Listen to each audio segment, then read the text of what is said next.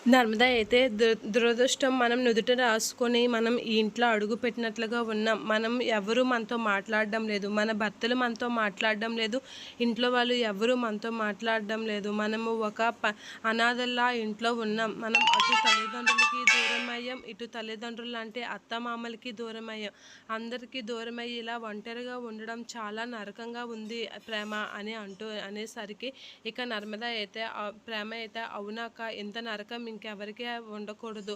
అమ్మలాంటి అత్తమ్మ కూడా మనల్ని దూరం పెడుతుంది. మనకెందుకక్క ఎంత దురదృష్టం ఉంది అని చెప్పేసి ప్రేమ నర్మద అయితే ఒకరికొకరు అనుకుంటూ ఏడుస్తూ ఉంటారు. అలా ఏడుస్తూ ఉండగా అయినా సరే మనము తల్లిదండ్రులకి దూరమైనా సరే తల్లిదండ్రులు లాంటి అత్తమామల వల్ల మనకి ఎప్పుడూ ఆ లోటు కనిపించడం లేదు. కానీ వాళ్ళు ఇప్పుడు మనతో మాట్లాడకపోవడంతో చాలా కష్టంగా ఉందక్క, నరకంలా ఉంది ఈ ఇంట్లో అని అనేసరికి మనము ఈ ఇంట్లో ఎందుకుంటున్నామో కూడా తెలియని పరిస్థితి ఉంది.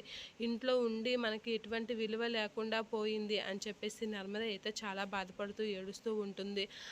మనము తల్లిదండ్రులకు దూరమై అత్తమామలకి పోనీ అత్తమామల్లో చూసుకుందాము అంటే వాళ్ళు కూడా మనల్ని దూరం పెడుతున్నారు. భర్తలు దూరం పెడుతున్నారు. ఏం జాతకమో మంది అని చెప్పేసి నర్మద అయితే ఏడుస్తూ ఉంటుంది. ఇక అత్తమ్మ మనతో మాట్లాడకపోయేసరికి ఇంకా నరకంలా ఉంది అని అయితే బాధపడుతూ ఉంటారు.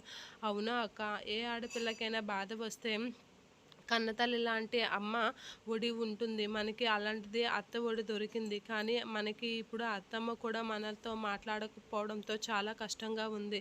ఇంట్లో వాళ్ళందరూ మాట్లాడకపోవడం ఒక ఎత్తు అయితే అత్తమ్మ మనతో మాట్లాడకపోవడం ఇంకా నరకంగా ఉందక్క. అస్సలు మన జీవితం మొత్తం శూన్యమైపోయిందేమో అన్నట్లుగా అనిపిస్తుంది. ఈ ఇంట్లో మనం ఎందుకున్నామో అన్నట్లుగా అనిపిస్తుంది. ఉన్న జీవోత్సవంలా అనిపిస్తుంది అని నా ప్రేమ నర్మద అయితే ఒకరినొకరు బాధపడుతూ ఏడుస్తూ ఉంటారు. ఇక అత్తమ్మ కూడా మన మీద దయ తెలిసి మాట్లాడితే బాగుండు, అత్తమ్మ కూడా మనల్ని బాగా దూరం పెడుతుంది అని చెప్పేసి ఏడుస్తూ ఏడుస్తూ ఉండేసరికి ఇక వేదవతి అయితే ఆ మాటలని విని చాలా బాధపడుతూ ఉంటుంది. నిజంగా వీళ్ళు చాలా కుమిలిపోతున్నారు మేము చేసిన పనికి అని అయితే అనుకుంటూ బాధపడుతూ ఉంటుంది వేదవతి. ఇక అత్తమ్మకి మనం చేసిన పనిలో మోసమే కనిపిస్తుంది. కానీ మనం ఎందుకు అలా చేసామో కూడా అత్తమ్మ కూడా అర్థం చేసుకోకపోతే ఇంకెవరు అర్థం చేసుకుంటారు అని చెప్పేసి నర్మద అంటూ ఉంటుంది. అవునక్క అని చెప్పేసి ప్రేమ కూడా ఏడుస్తూ ఉంటుంది. అలా ఏడుస్తున్న వాళ్ళిద్దరిని చూసి వేదవతి అయితే చాలా బాధపడుతూ ఉంటుంది.